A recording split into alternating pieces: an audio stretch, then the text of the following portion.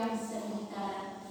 Contohnya usaha bayi kita budak-budak tu anak kita malam merantau ya. Itu adalah perpisahan yang sementara, bukan perpisahan yang selamanya. Sama dituntut Tuhan dulu ya. Situ kita tidak bersama-sama dengan mereka, kita berpisah untuk sementara oleh karena tuntunan kehidupan.